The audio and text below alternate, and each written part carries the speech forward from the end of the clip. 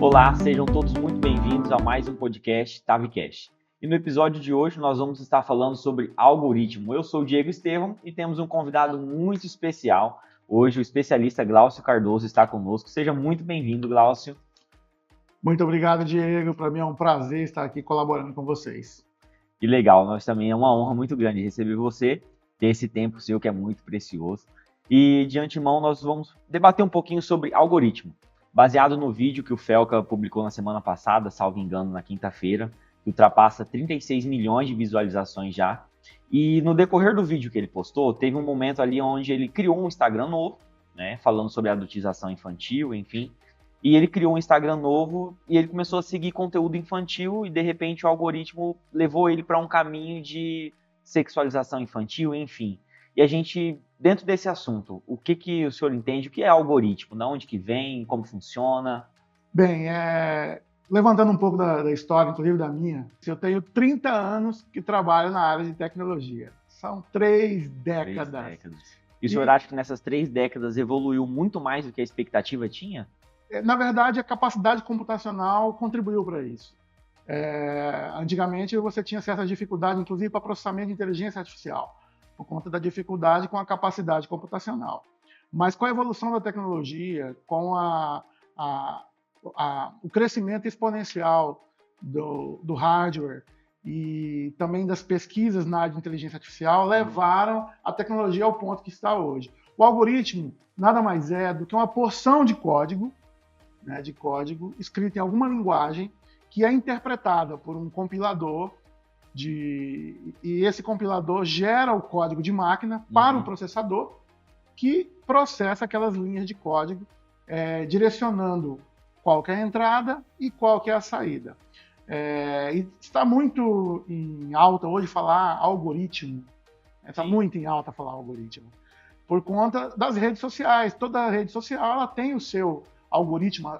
No algoritmo estão as normas de como ela processa as informações. Sim. Então, se você desenvolve um sistema para um caixa de supermercado, ali tem as regras para o funcionamento do caixa de supermercado. Que é tido como algoritmo dele. É o algoritmo para aquela funcionalidade. As redes sociais se especializaram em engenharia social, se especializaram em psicologia e colocaram isso dentro do algoritmo. Então, o algoritmo entende quem está utilizando o software. Faz a leitura da pessoa, meio que isso, então. Exatamente. O algoritmo ele atrai a pessoa para dentro do software de forma passo a passo. É que nem um algoritmo para jogos, né? Esses jogos online que vão atraindo a pessoa e a pessoa começa achando que está ganhando e daqui a pouco perde muito dinheiro, porque o algoritmo vai trazendo a pessoa e o algoritmo entende a psicologia do negócio e entende que tem que retribuir algo para aquela pessoa, para prender a atenção. Senso de valorização, né? Exato, e depois que isso é retribuído para aquela pessoa, a pessoa fica mais um tempo e nesse tempo ele vai colocando mais estímulos, até chegar ao resultado que é esperado do algoritmo, que é dar lucro para quem desenvolveu o algoritmo. A casa nunca perde, né? Nunca. É um velho ditado, a casa nunca perde. A casa nunca perde. E as redes sociais são a casa. E nesse momento as redes sociais elas são dominantes no mundo, né? No mundo ocidental principalmente. E as redes sociais conhecem de fato quem são as pessoas que usam a rede. Então, a sua rede social preferida e também a não preferida conhecem bem quem você é. Às vezes conhece até mais do que eu, né? Porque eles reconhecem padrão também, né? Reconhecem padrão, fazem inferência, coisas do tipo, se eu frequento o mesmo lugar que você, e se nós temos alguma proximidade, logo, algum produto que é para mim pode ser anunciado para você na véspera do meu aniversário. Olha só. Entendeu? Então, a coleção de algoritmos para vender, para atrair a atenção, ela está chegando a um nível que nunca antes pensado. Porque... E a gente pode fazer essa ligação do algoritmo com a inteligência artificial? Eles são trabalham independentes? Como que funciona? Totalmente. Então, voltando atrás, a inteligência artificial também é software. Também é dependente de um algoritmo que gerou aquilo lá. É claro que inteligência artificial tem que estudar todos os fundamentos que vêm dos experimentos desde a década de 70 de redes neurais. Então, funciona com base em redes neurais. Mas, hoje, a inteligência artificial tem condição, inclusive, de reescrever o algoritmo em real time. Então, aquilo que ele pode criar algoritmos que se adaptam à situação. Então, hoje nós temos, inclusive, na TAV, tecnologias cognitivas, nós temos inteligências artificiais, motores de inteligência artificiais, trabalhando junto com os desenvolvedores para desenvolver novos algoritmos. Que daí já entra na questão de usar ela para potencializar aquilo que a gente já desenvolve. Para potencializar. Porque hoje nós temos algumas equipes trabalhando aí, né? Várias equipes trabalhando. E assim, e como isso tem potencializado do que era antes dela, vamos supor, que a gente começou a usar há 2 meses, vamos supor, a questão da inteligência para potencializar esse desenvolvimento. Houve um crescimento muito grande em entrega, como que é? Mudou muito, a diferença como que é?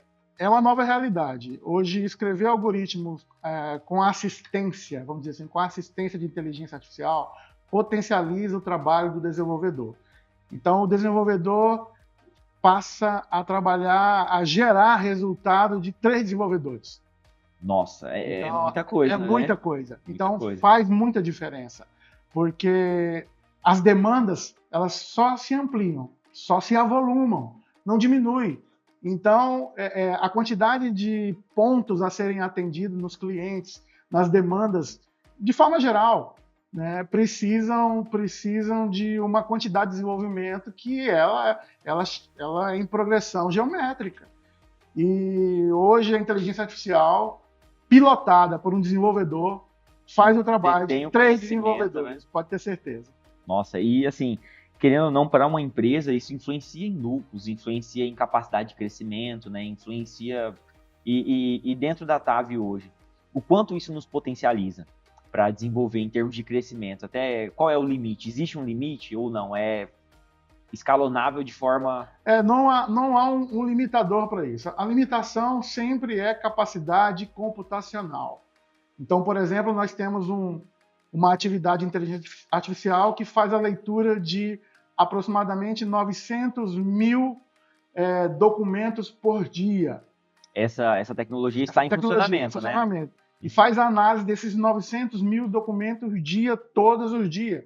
E nós vamos ampliar isso para mais de 2 milhões de documentos dia. É muita coisa. Então, armazenar isso já é um problema. Então, como a gente faz? A gente armazena só o tempo suficiente para poder utilizar o contexto da inteligência artificial e gerar o resultado que os nossos clientes precisam.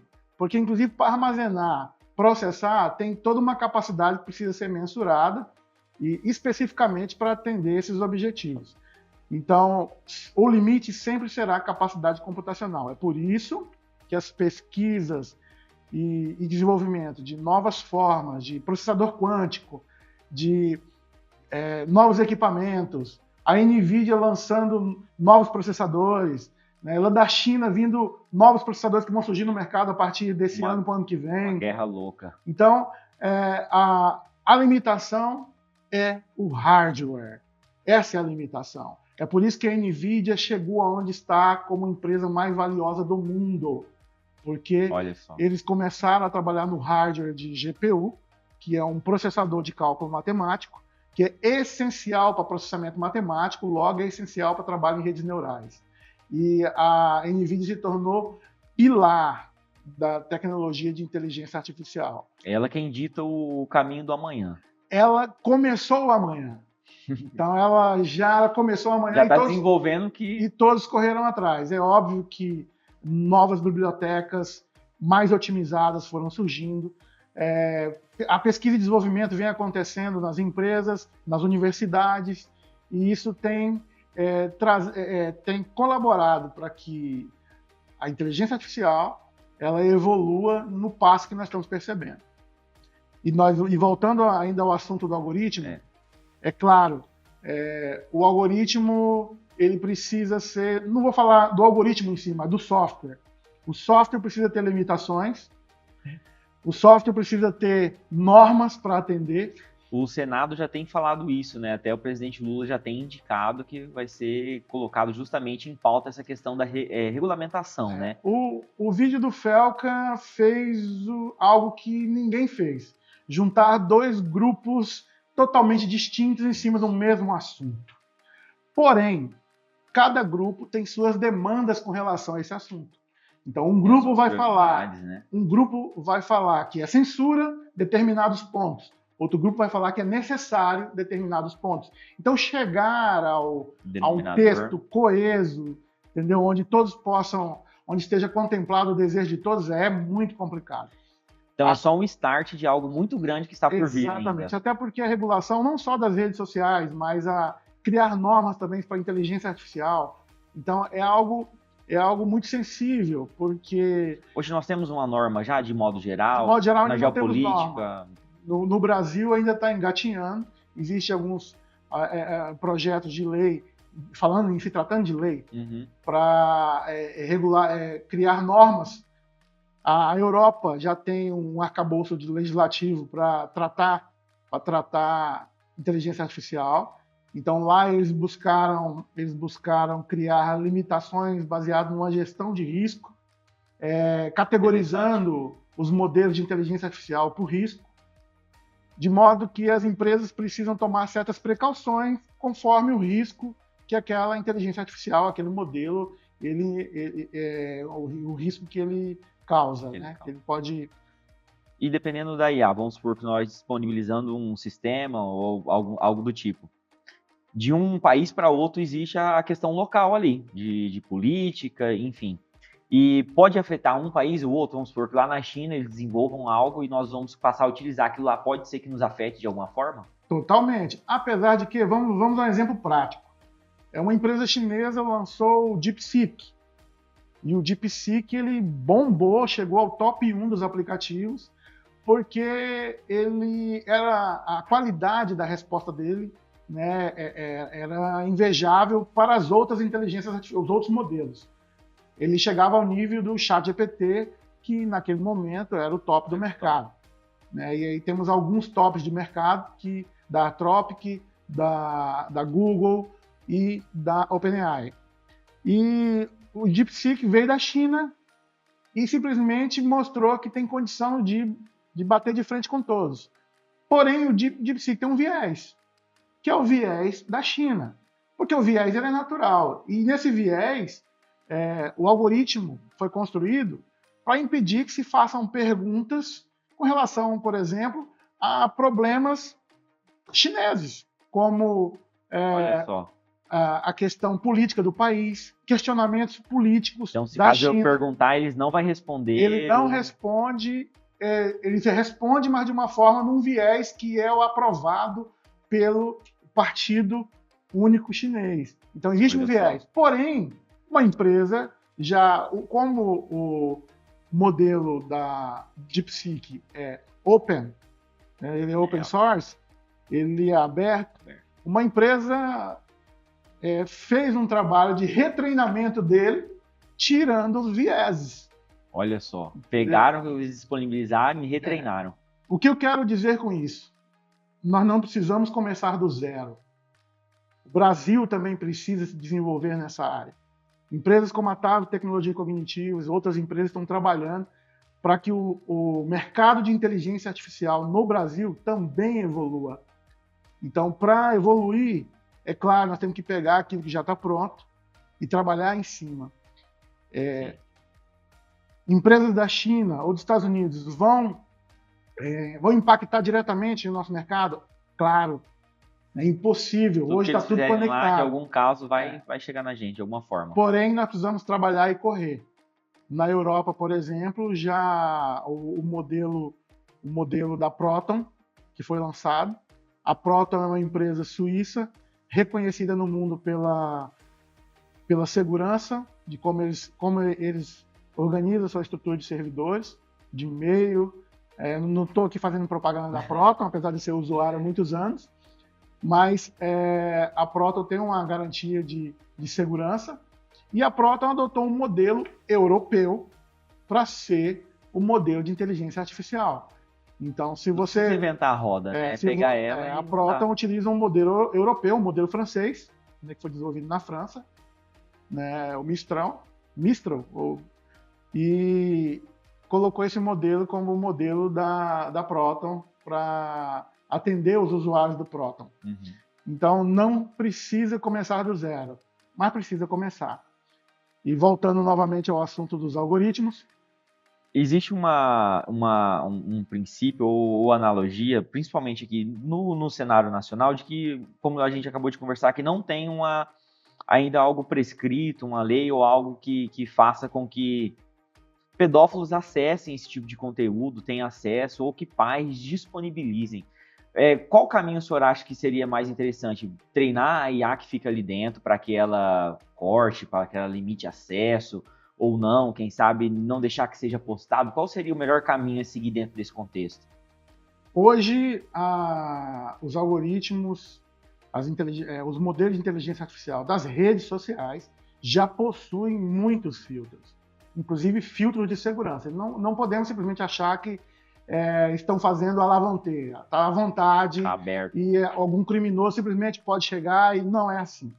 Existe muitos filtros. Acontece que quando os filtros são leves, eles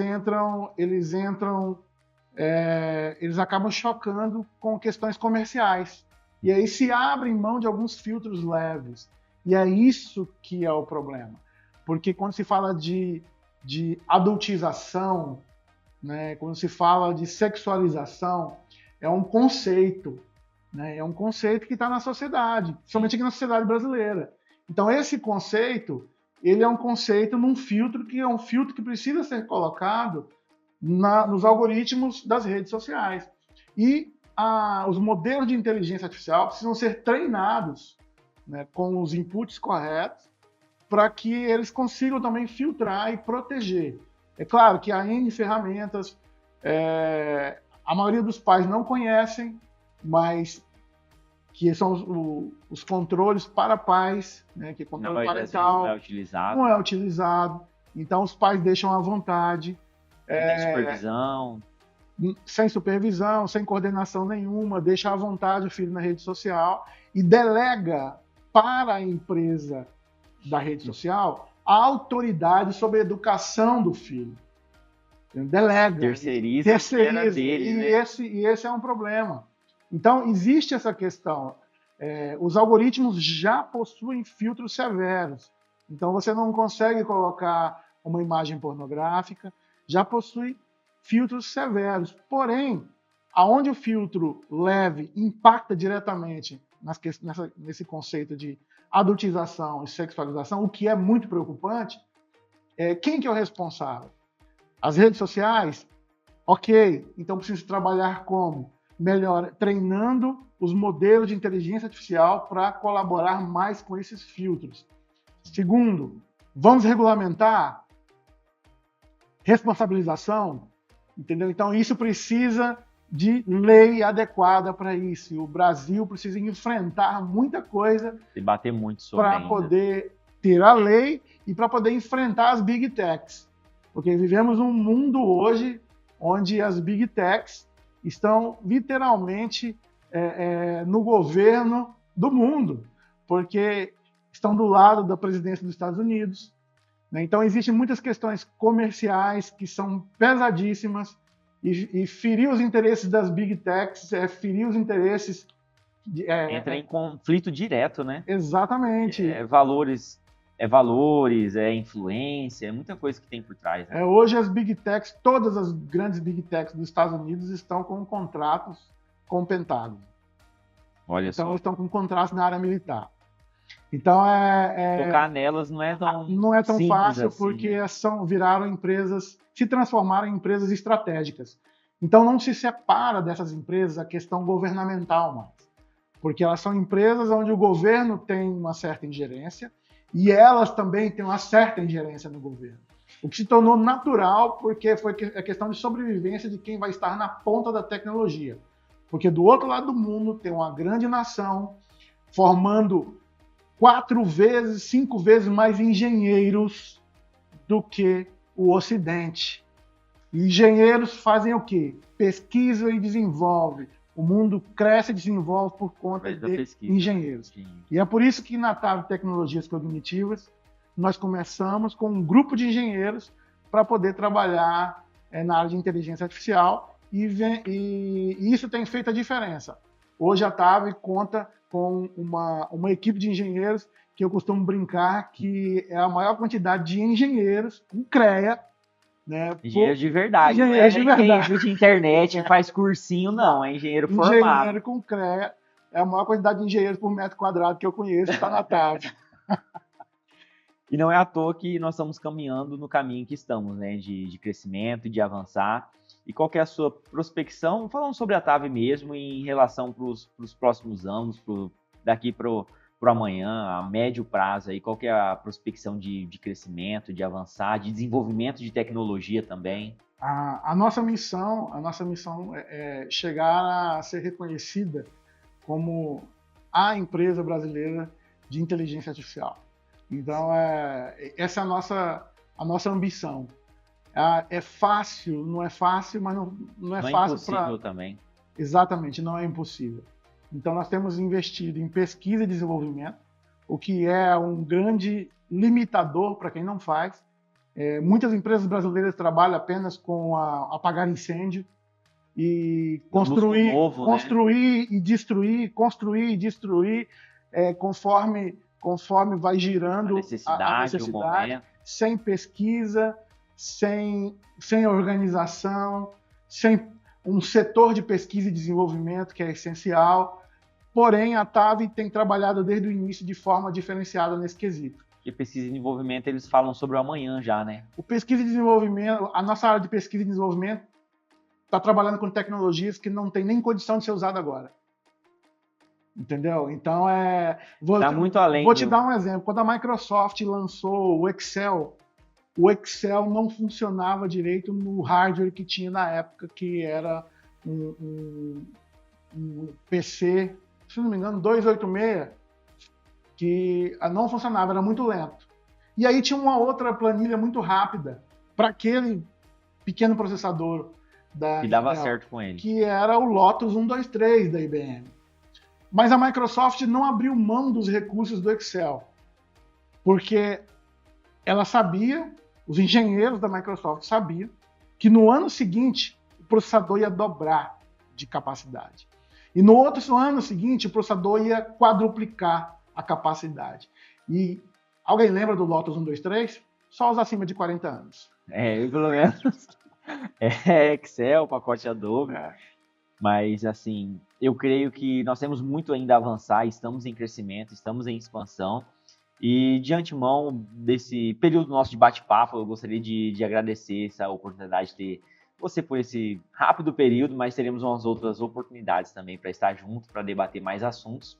E eu gostaria de fechar aí a conclusão dentro do que nós falamos, ou do que o senhor desejar, para a gente já ir para os momentos finais já.